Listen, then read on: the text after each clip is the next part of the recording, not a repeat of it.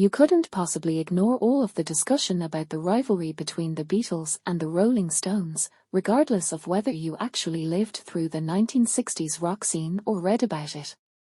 You can, without a doubt, attribute a portion of it to the media and the strong rock press that existed during that time period. When the two bands were just getting their start in London in the early 1960s, they were tremendously supportive of one another and had a great relationship with one another. A number of years later, John Lennon expressed his admiration for the Rolling Stones, stating that he had adored them ever since the first time he saw them, and that he had a great time with them during their salad days.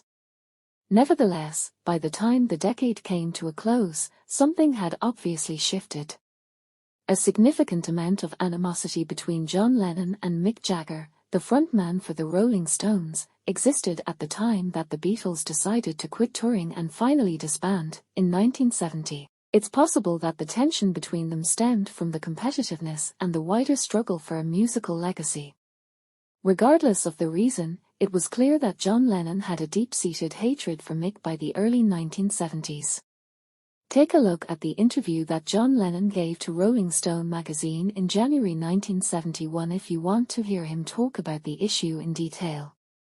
After Lennon has finished reminiscing about the early days of their relationship, he then starts to tell Jagger everything that's been going on in his life. In response to a question about his feelings towards the Stones, John Lennon stated that he liked the song Honky Tonk Woman, but he also stated, "I think Mick is a joke." With a homophobic slur, he then proceeded to make a remark about Jagger's dance moves. Lennon then moved on to discuss Jagger's acting career, which was an insult in and of itself because it disregarded his musical contributions. On the other hand, John Lennon is of the opinion that Mick is a joke. He will most likely go to see his films and everything else, just like everyone else, going on to claim that he believed Jagger had become envious of the Beatles and began copying them, he said. What John Lennon said to his interview at Rolling Stone was that Mick does exactly the same thing that we did. At that moment in time, he valued the Stones as a band with roughly the same degree of regard.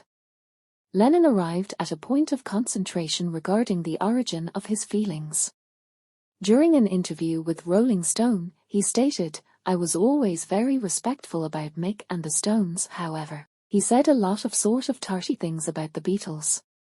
The manner in which the two bands were depicted in the news was another source of John's discontent with the situation. According to him, "I find it extremely offensive that the Stones are being compared to revolutionaries while the Beatles were not. They are not in the same class, either in terms of their musical abilities or their power, and they never were." The interplay between the two in the Stones' rock and roll circus from 1968 is a good example of the true enmity that existed between them. Keep these phrases in mind. Within the little time that they are together, it appears like Lennon takes great pleasure in getting shots in on Mick. The act of handing him his plate on behalf of England should be considered a very frigid touch. When John alludes to Keith Richards, who is preparing to play Your Blues alongside him, as Jagger's own soul brother, he is also making a reference to the Stones within this context.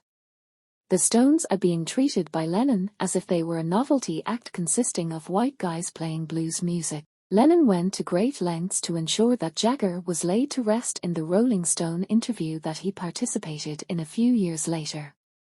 The fact that the Beatles are so much more famous than he is obviously very upsetting to him. He has never been able to get over it.